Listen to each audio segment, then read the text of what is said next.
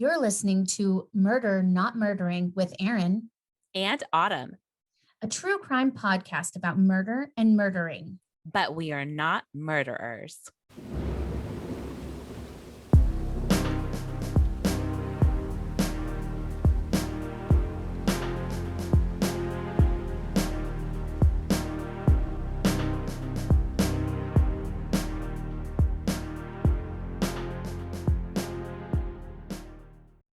All right, everybody, we are back at Murder Not Murdering with Erin and Autumn, the coolest friend she has. yep, that's it. She is the coolest friend that I have. No offense to Truth. Tim or, the many, many other We people. don't have to name anyone else. I'm the winner. Doesn't matter who comes after. Sure. I'll let you guys fight that out together. I didn't say the most important. I just said coolest. So, anyways, we got a lot of fun feedback on our last episode. I'm glad that people enjoyed it. And I'm glad to hear that from some folks that talked to me that I had some new facts in my case, even though they knew it. So that's always nice to hear. Yeah, that case was pretty famous. So it's always nice to hear when we cover a famous case and people enjoy listening to our take on it. I mean, that's why we keep trying them, right? You just never know. You It's might true. find something else, and that's why I think it's hard to do the famous cases because you have to like deep dive so hard to hope to find something that everybody doesn't already know. I mean, you are doing your take on that case, right? And giving your commentary, but still, I think it's a little hard. Besides that, I heard that you have a story for me. I only know this because right before we logged in, we were having technical issues, and Dustin, Autumn's tech support / partner, came in and said, "Are you going to tell Erin the story?" And I said, "What story? And can you tell me on air?" So we're going to give this a go. It's it's How not hard? that. How hard will I have to edit? That's what I want to know.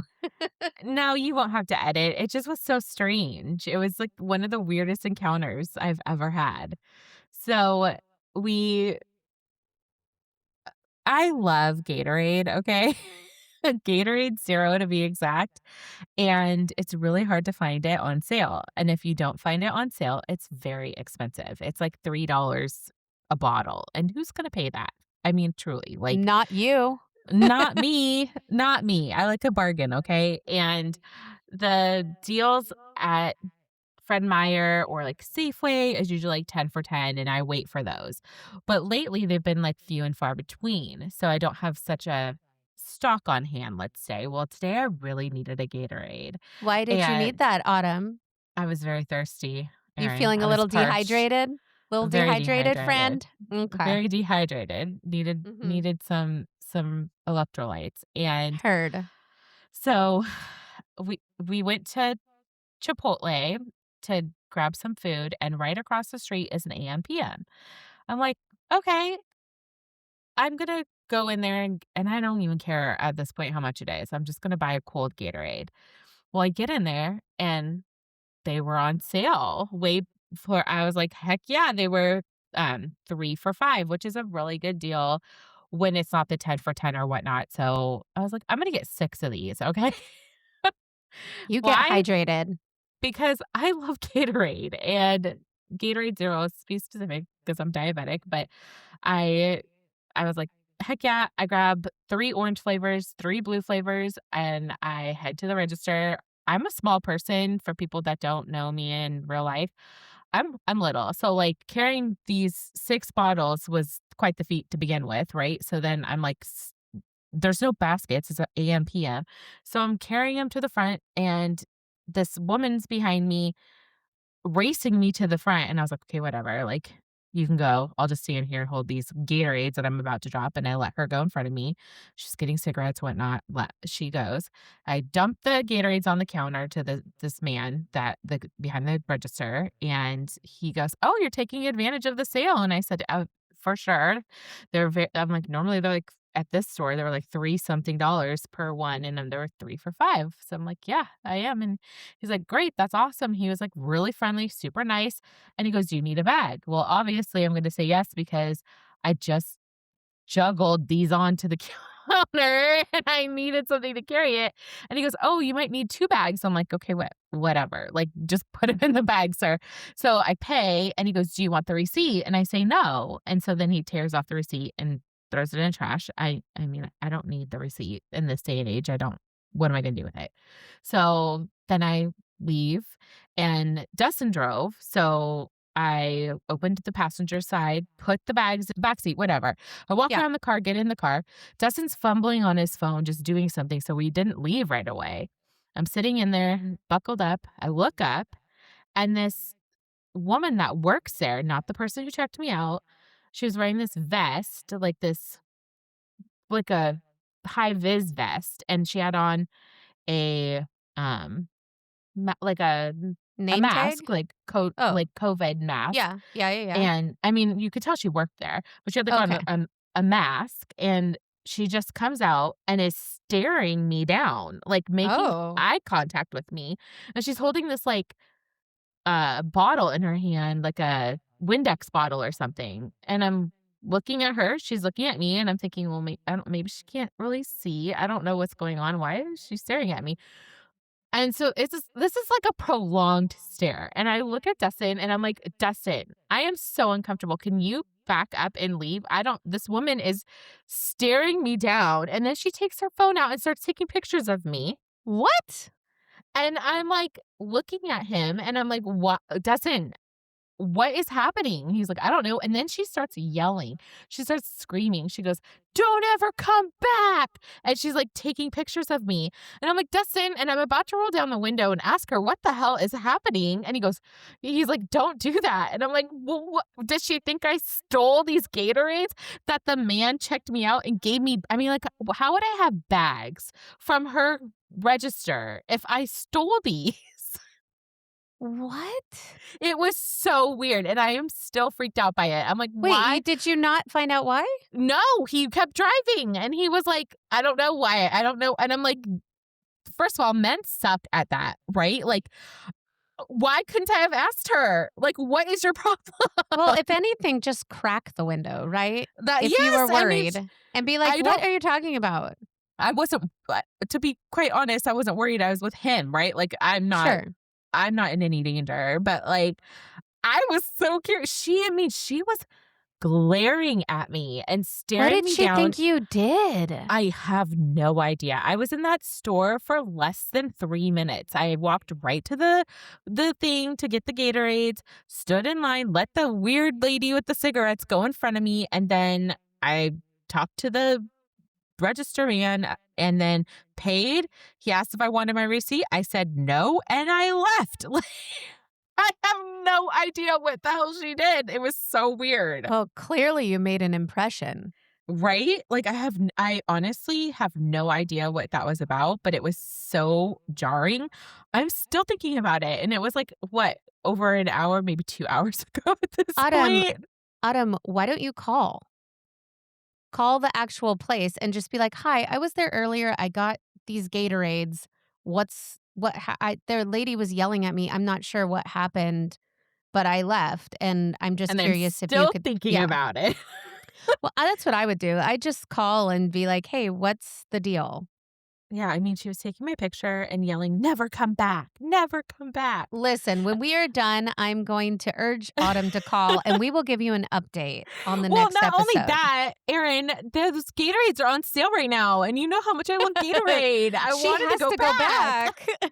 I wanted to go back.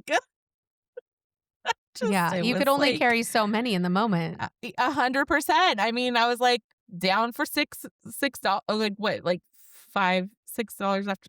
I don't know. Well, listen, it doesn't $10 matter. something We're not. dollars after tax. Autumn is down electrolytes. We're not mathing right now. But what I'm going to tell you is that we will update you on whatever transpires after this It was so on the weird. saga of Autumn and her hydration. She was like big bad. She station. even pulled down the COVID mask to tell, like, that's how I knew what she was saying at first because Yeah, I couldn't hear don't her. come back. She would, don't come back. I was like, what?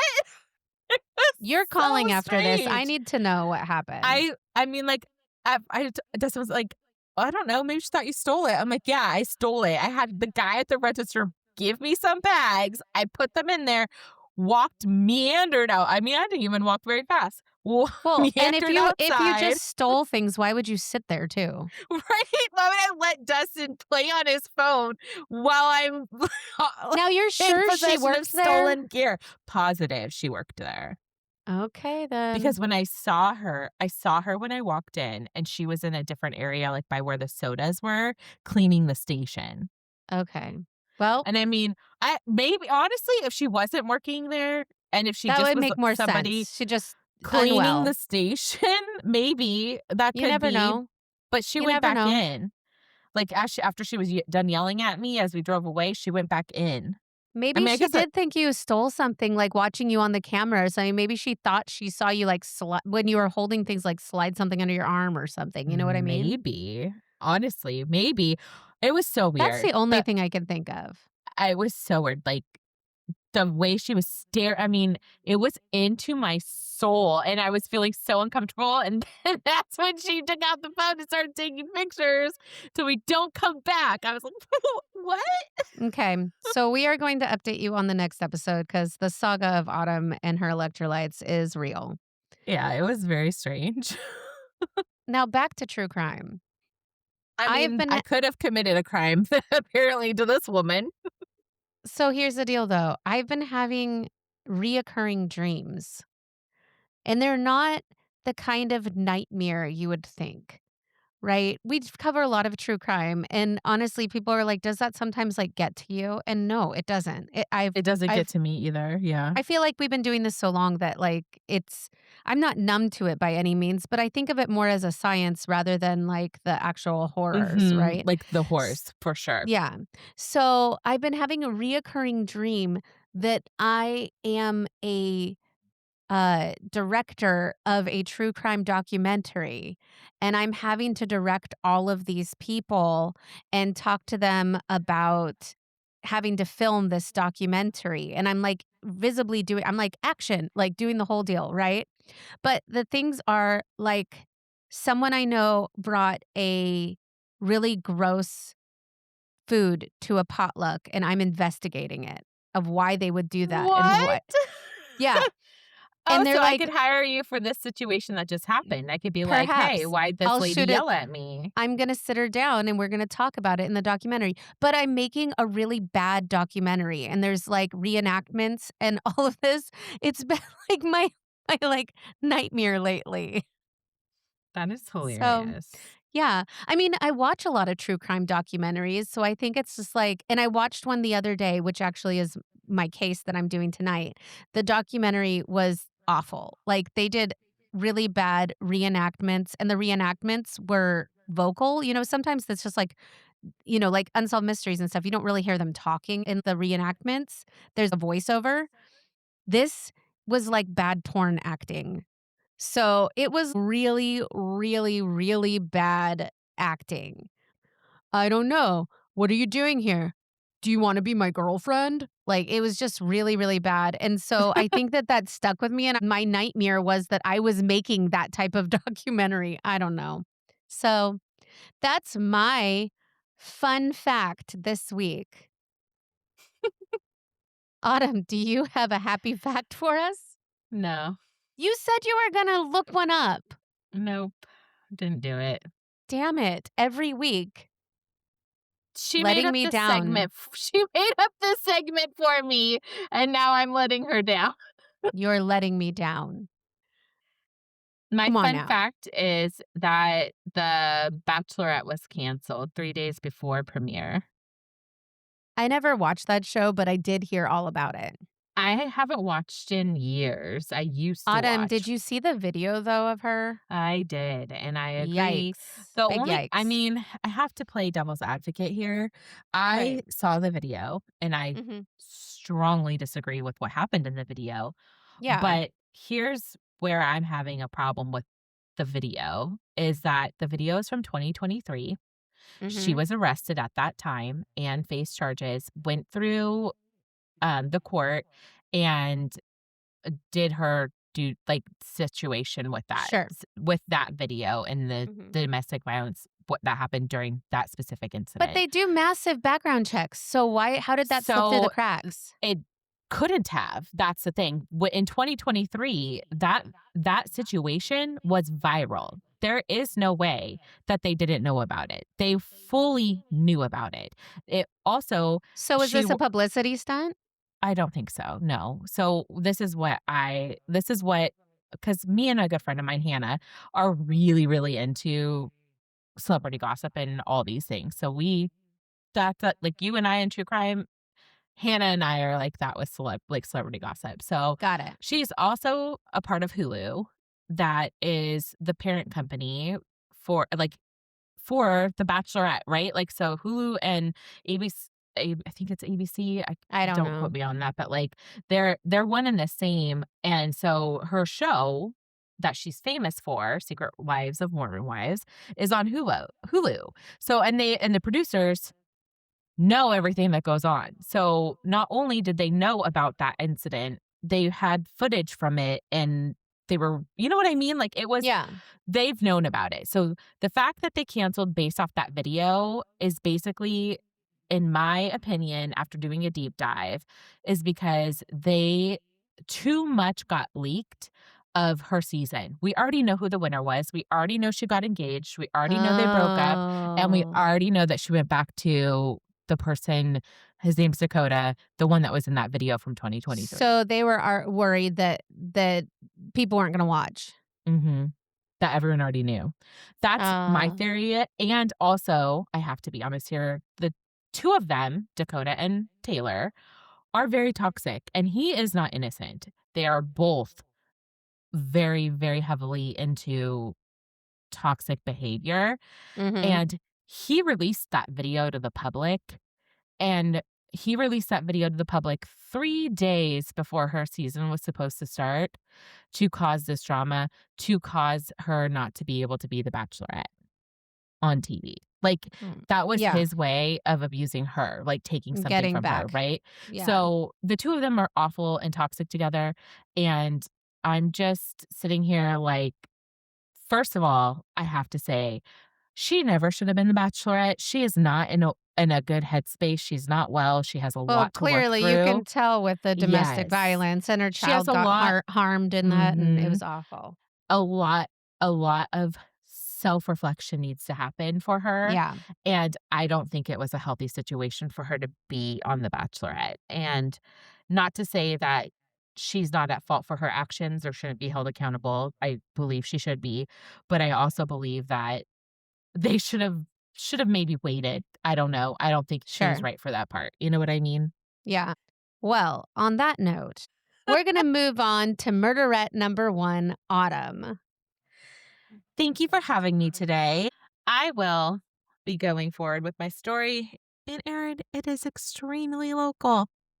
Great. I would love to hear. I love a local case. Yeah, and you're going to hate everything about it. But here As we per are. usual. I mean, it's our podcast about Yes. horrific crimes.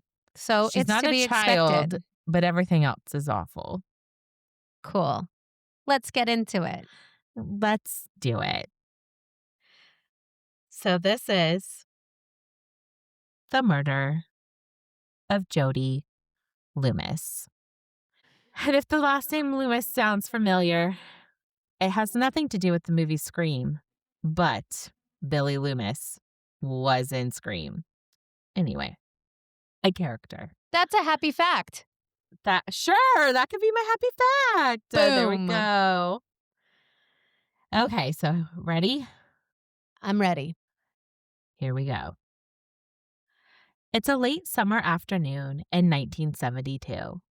The air is still, warm, but not uncomfortable. A rural road stretches through Bothell, Washington in Snohomish County, lined with trees that cast long, uneven shadows across the ground. A young woman rides her bike along the edge of that road. The soft sound of tires moving over pavement.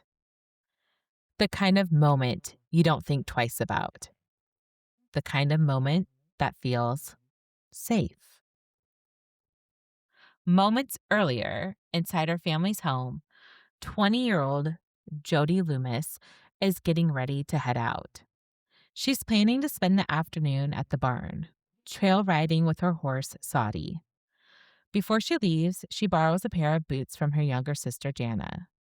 Waffle stopper boots. It's a small, almost forgettable moment. The kind of thing sisters do without thinking twice.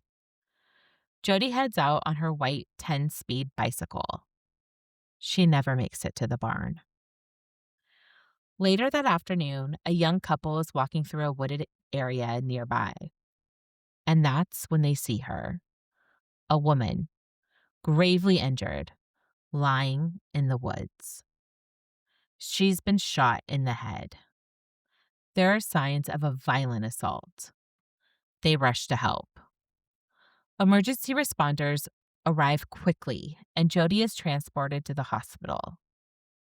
But she never makes it there. At first, she isn't immediately identified. There's no ID on her. Her glasses are askew, one of her boots untied. But it doesn't take long for investigators to realize who she is. What happened to Jody Loomis is the kind of crime that feels both sudden and deeply personal. Investigators believed she had been forced into the woods at gunpoint, that she had been sexually assaulted, and that as she tried to get dressed, she was shot with a .22 caliber weapon. The violence of it, contrasted with the quiet setting, left a lasting impact on the community. In the early days of the investigation, suspicion moved through several possibilities. There were local men who raised concern. A ranch owner who had reportedly behaved inappropriately toward Jody, a tenant nearby who had been chopping wood that day. But suspicion isn't evidence. And in 1972, they didn't have much of that. There were no witnesses who could place someone definitively at the scene. No physical evidence strong enough to move forward. And so, the case stalled. Years passed, then decades. In 2005, the case was reopened by cold case detective Jim Scharf. By then, very little evidence remained. But among those items were the boots. The same boots Jody had borrowed from her sister that day. A technician at the state crime lab examined them again. And this time, they found something. A small trace of DNA. Just enough to build a profile. But even then, it wasn't enough. The DNA profile didn't match anyone in CODIS, and once again, the case waited. It wasn't until 2018 that everything changed. Investigators turned to genetic genealogy, a method that traces DNA through family lines. The same kind of technique that would be used in cases like the Golden State Killer. Piece by piece, they built a family tree. And, eventually, they narrowed in on one family. The Millers. Within that family, one name stood out. Terrence Miller. Terrence had lived in the area at the time of the murder. And more than that, he had a history of sexual violence. Investigators began watching him. Quietly, carefully. At one point, they retrieved something he had discarded when he was gambling at the Tulalip Casino. A coffee cup. From that cup, they obtained his DNA. And when they tested it, it matched. After more than 4 decades, the family had their answer. In April of 2019, Terrence Miller was charged with first-degree murder. The case moved forward to trial in October of 2020. For the first time, there would be a courtroom, a jury, a chance for the full story to be laid out. And then another turn. On November 6th, 2020, while the jury was deliberating, Terrence Miller died by suicide. Hours later, unaware of what happened, the jury returned a verdict: guilty. A judge later signed an order affirming that the jury had found him guilty beyond a reasonable doubt. It's a rare kind of ending, one that feels both resolved and unresolved at the same time, because there was a verdict. There was accountability in a legal sense, but there was never a moment where he stood and heard it. Never a moment where the family could fully face him. And yet, after 46 years, there was finally an answer. For Jody's sister Jana, that answer carried a weight all its own. Because decades earlier, she had handed her sister those boots. A small, ordinary moment that became tied forever to something unimaginable. And somehow, those same boots would help solve the case. There's something about this story that stays with you. Maybe it's how ordinary it all began. A bike ride, a borrowed pair of boots, a summer afternoon. Or maybe it's the way the truth held on, quietly, for decades, waiting. Because even when it seemed like nothing was left, there was still something. And in the end, it was enough. Jody Loomis was not forgotten. Her story didn't disappear.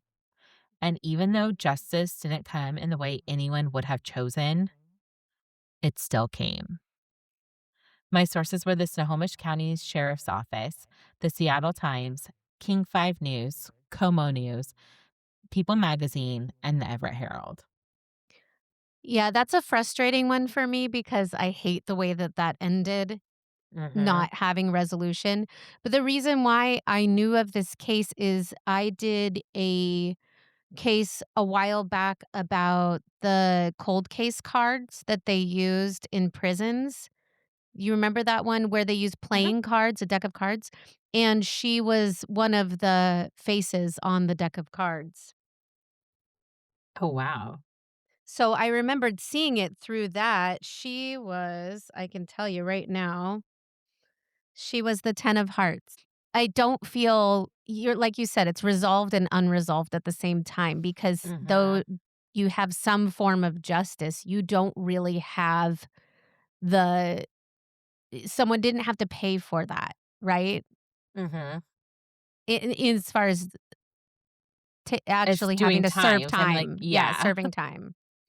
But yeah, that is a frustrating one. I love that so many cases are being solved now with DNA technology. It just shows how important it is to preserve evidence, because you just never know when the slightest thing is going to connect. It's just crazy. It is. Well, But I thought I would handle that one because it was I'm glad you did. very local. So I love that. And I love going back to the local ones. I'm going back to my roots in this next one. dismemberment. Shockingly, no.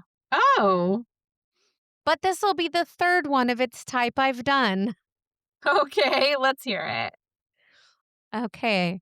I'm calling this episode The Little Trunk of Horrors, the story of Emma LeDoux.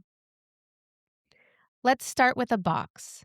Not metaphorically, not emotionally, a literal box. A trunk, to be exact. March 24th, 1906, Stockton, California. A Southern Pacific train station. It's the kind of place where people are going somewhere, or maybe running from something. And sitting there, unattended, is a large, heavy steamer trunk. No tag, no owner, no explanation. Which in Erin loves a 1906, steamer trunk. you know I love a trunk. which in 1906 is already suspicious because people didn't just forget their luggage. Without being claimed, the box sat out in the sun all day. By evening, the station workers started noticing something else, a smell. Not subtle, not ambiguous. And this is key because it was smelling like a problem. One man reportedly said that he knew the smell of death, and this was definitely it. So they did what anybody would do when confronted with a mysterious stinking trunk. They called the police. An officer arrived with a chisel. He pried open the lock and lifted the lid and was met by the shoeless feet of a lifeless man. And just like that, Stockton had a scandal and a headline. Horrible discovery in trunk. Body of man crammed inside. Stockton Daily Independent, March 1906. Welcome to my show. Oh my God. Now let's talk about the woman at the center of this, Emma LeDoux. And look, right off the beat, Emma is what we might call complicated. She is beautiful. She grew up with a mother who also had many husbands. She also knew that a woman's currency was in who she married. And before we get into what Emma did, let's keep talking about who Emma was, or rather what people were saying she was. Because depending on who you asked in 1906, Emma LeDoux was a grieving widow, a charming young wife, a morphine addict, a bigamist, a con artist, or my favorite, a woman of particular fascination and dangerous appetites. Born Emma Teresa Cole in 1875 in California, at 16, she married her first husband, Charles Barrett. And that one ends in divorce, which honestly already makes her more progressive than most women of her time, because a lot of them thought divorce was not an option. But then comes husband number 2, William Williams. So very, Oh, yeah, the name. I'm William very Williams. impressed. His parents were very smart about that name. If only his middle name was William, I swear. Anyway, Maybe it was. it wasn't. I can't Oh, remember what okay. it was, but it was in there. Anyway, I would have said William Williams if that was the case, 1,000%. Anyway, he was a minor, and sadly, he died in 1902 at the age of 30, which is crazy young, and the circumstances surrounding his death were somewhat suspicious. It was finally determined that he died of, quote, stomach issues. And the fact that he was heavily insured with multiple policies, however, was never in doubt for some reason, because Emma collects all the life insurance payouts. And I say payouts because she had multiple policies on him as a 30-year-old man.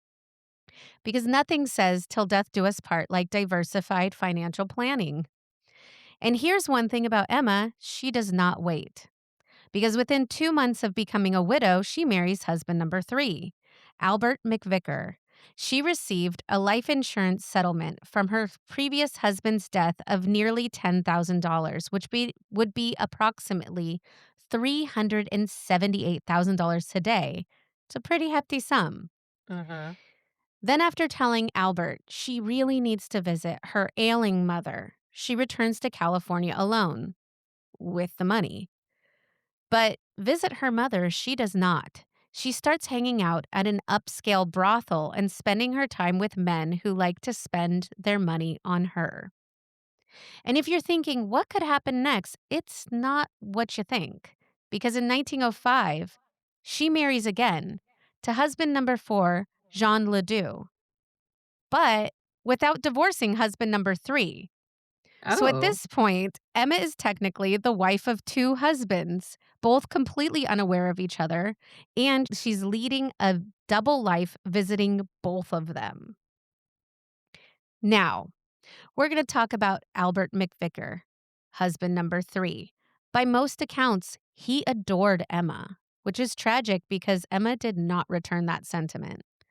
And this becomes inconvenient because Emma is now married to someone else. And in 1906, bigamy isn't just messy, it's illegal and potentially ruinous for your entire life.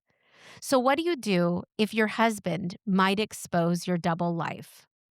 Well, if you're Emma LeDoux, you try to find a way to solve the problem.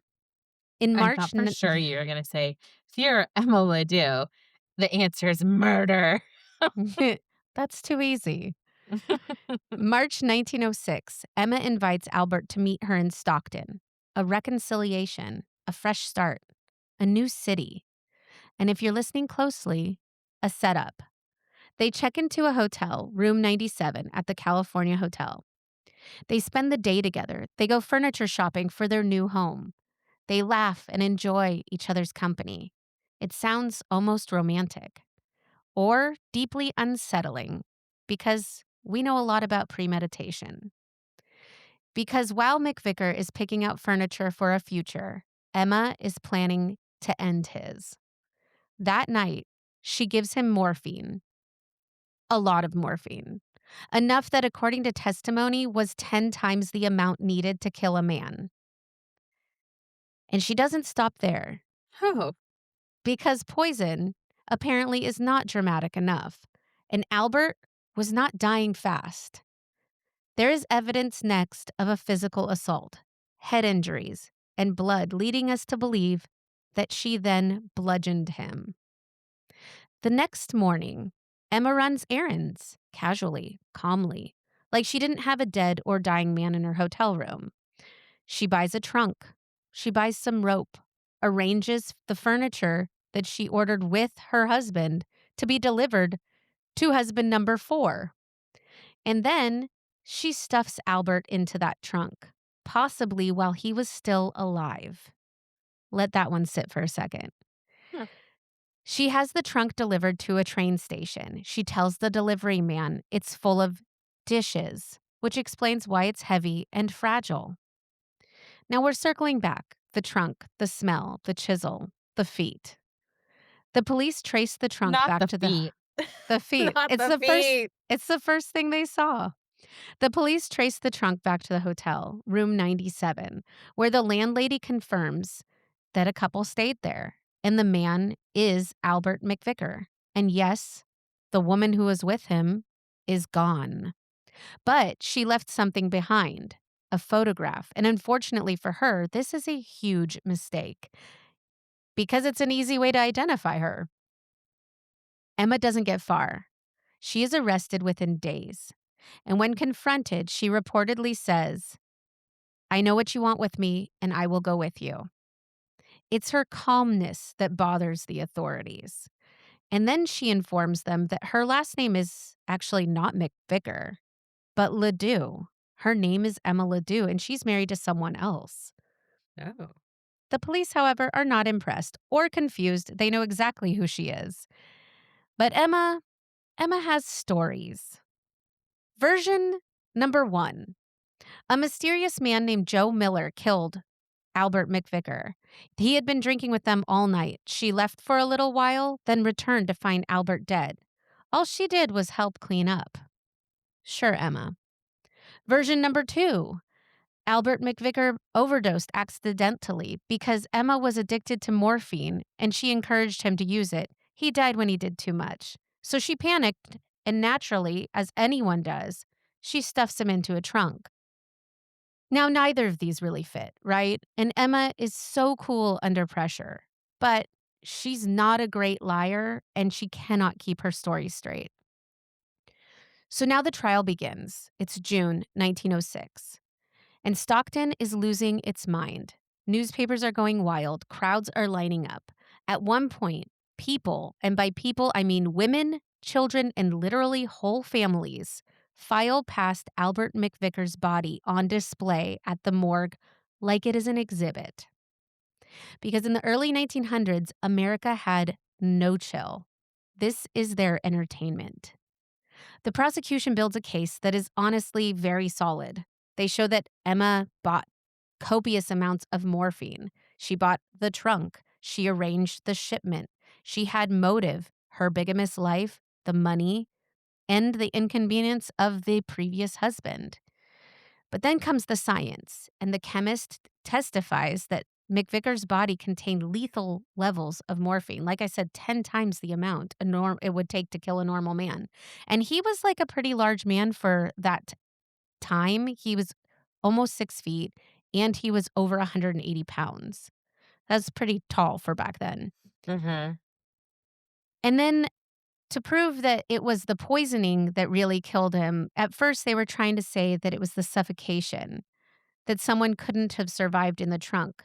So the scientist who was studying this case climbed in the actual trunk and stayed in it for 40 minutes to prove that it wasn't sealed and you could breathe inside, which is Oh. so gross because you'll see on the Instagram pictures of the trunk and it was quite bloody inside. Anyway, the trunk was not sealed. He could have been able to breathe in there, but between the head injury from being bludgeoned and the high dose of morphine, he never stood a chance. So Emma's lawyer is trying everything, saying she loved Albert so much she never could have been the one to kill him. And they keep saying that she never loved husband number 4 because he was essentially, and I'm not even kidding, they said ugly, illiterate, and hard of hearing. Oh. And quote, women don't like men like that. Oh, shit. Okay. I don't know why they thought that was a good defense because Yeah, that's really weird. so they said she was going to go back to him and all of this stuff. And no. They argue she was a morphine addict, and it is proven that she did have trouble with maintaining her morphine addiction. But it said that they were also saying that because she was a morphine addict, he probably was doing it because he wanted to like hang with her, right? And that he could have overdosed himself. Although the science doesn't show that you wouldn't take 10 times the amount. It shows that she put that in his drink. They're saying also the science is flawed, but the prosecution keeps the same narrative because once Albert McVicker would have died, Emma wouldn't have just lost a husband. She would have gained a payout again. Because remember, they're pretty sure she did that in her in her second marriage. Her lawyer said the defendant made a practice of ensuring the lives of the men that she married. A practice like knitting or journaling. But again, this is an MO that she has done before, taking out multiple policies on the husband. So on June 23rd, 1906, the jury deliberates. 6 hours later, they come back with a guilty verdict. First-degree murder, no recommendation for mercy, which means death by hanging. Emma LeDoux becomes the first woman in California sentenced to death. Her execution is scheduled October 1906, San Quentin. And then everything stops. Because 1 month earlier, the San Francisco earthquake hits and the legal system stalls. Appeals drag on, and Emma waits years. It's now 1910, and she's granted a new trial. But Emma is tired and maybe starting to see things in a more realistic way. So she pleads guilty. So instead of death, now she gets life in prison. But that woman only serves 10 years and is paroled into the custody of her sister living in Los Angeles. Oh, okay. Now don't count her out yet because she was back in San Quentin in less than a year. Her sister and brother-in-law testified that she had been associating with men in a less than respectable manner, coming home inebriated and on numerous occasions, and you hold on to your hat, carrying on a rather inappropriate relationship with their 19-year-old son. That is 45-year-old Emma's nephew. Oh. Yeah, so bigamist, and now she's also sleeping with her nephew. That's repulsive. Like, I can't get over that, actually. That's Yeah, repulsive. super yikes. But now it took 3 more years, but Emma is paroled once again, March 30th, 1925. And sometime around 1926, she marries a Bay Area man by the name of Fred Crackbon, who apparently has never read newspapers and knew nothing of her past. He died of a stroke in August 1929, and we're pretty sure she didn't do it this time. Now, there's a series of minor run-ins with the law when it's discovered that she was running a bogus matrimonial service with her as the sole subject of a lonely men's attention column. Her parole was revoked again, and she was headed back to San Quentin in April 1931. In November 1933, she was transferred to the new California State Prison for Women. For 2 more years, she submitted applications to the parole board, but gave up after every single one of them was denied. On July 7th, 1941, Emma Cole Barrett Williams McVicker LeDoux Crackbon died of ovarian cancer at the age of 69, still a prisoner of the state of California. As for the trunk, it still exists, and it is on display at the Hagen Museum in Stockton, California. Emma LeDoux wasn't impulsive. She wasn't even particularly emotional. She was practical. And that's what makes her unsettling. The planning, the insurance policies, the errands, the calmness. Because Emma didn't kill in a moment of passion. She killed like she was balancing her checkbook. And somewhere between the morphine, the marriages, and the trunk, she turned people into problems, and problems into packages. My sources were Wikipedia, Emma LeDoux, the Hagen Museum Trunk Exhibit and Case History, SF Gate article Trunk Murderess, Historical Crime Detective, Kings River Life Magazine, 209 Magazine, and the show Deadly Women episode A Vow to Kill.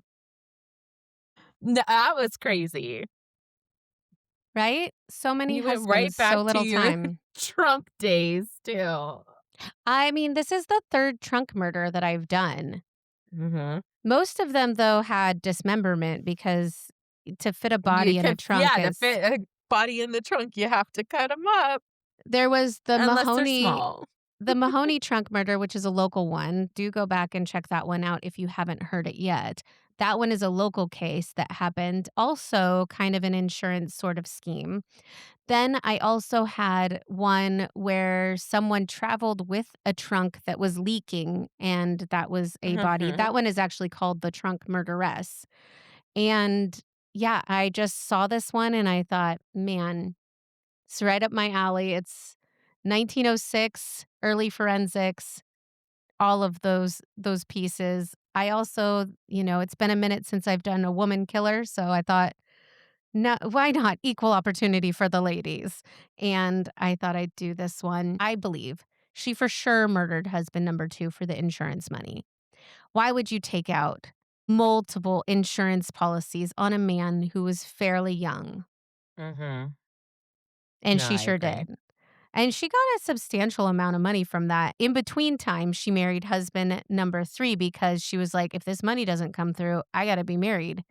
So she married husband number 3. That money came in and boom, she was off to California. She was like, screw you, dude. I am going to go there. And they And she did. insinuate, well, they insinuate that when she was at the brothels, that she was possibly a sex worker because they were high-end brothels, really wealthy men. That's how she met husband number 4, was at the brothel. Sounds like that tracks then. But one thing that I found crazy or interesting or weird is that when they were talking about her purchasing the trunk, the rope, and all of the other things, they said in the trial, the weird thing is, why would a woman ever buy rope unless she was going to hang herself?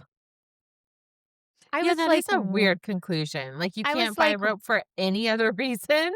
well, again, women were not doing labor jobs, right? I think that would be considered something that man's work would need or something of that nature.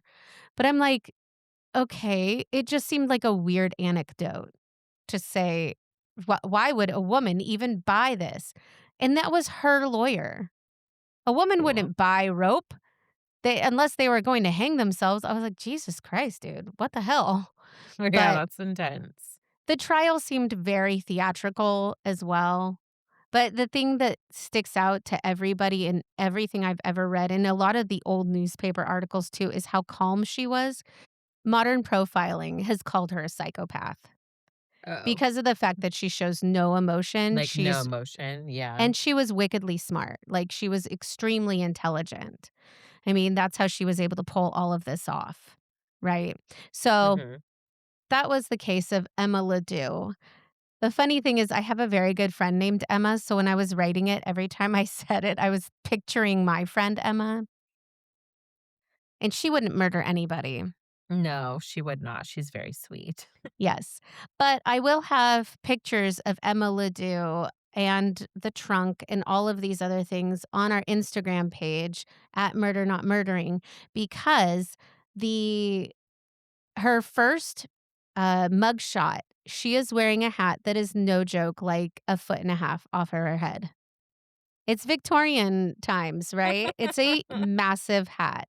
And I love that they included the whole hat in the picture. So you're gonna get to see a bunch of her mugshots because she had plenty. A picture of Albert McVicker, who was the person who passed away, and like I said, the trunk because and it's in color and you can still see all the bloodstains on it. So enjoy that, folks. It's a gift from me to you. Oh, joy. Um, Autumn, why don't you tell them about our subreddit? You can go on to our subreddit, Murder Not Murdering, and discuss true crime there. Give us stories of personal experiences, cases, talk about what you want to talk about, all things murder. So, And Autumn will be on there to check everything yes. and respond to you as well. Um, Yes. You can also go to our TikTok, mnm.pod, and we will post videos on there of some of our cases that we're doing. But yeah, just please follow us and tell your friends because we very much appreciate that. We're going to be back next week with new episodes coming out on Mondays. Also, don't forget to slide into our DMs or go to the subreddit, and that's how we can get some more cases if there's something you'd like us to cover. Yes. Uh, yeah. So last week we did a case from my cousin Lauren, which was super awesome. And we love getting your feedback or getting, as long as it's positive, haha. And we also love getting cases from you, and we like to hear from you. So please reach out to us. We very much appreciate that. And again, share with your friends, and we will be back again next week. Bye. Bye.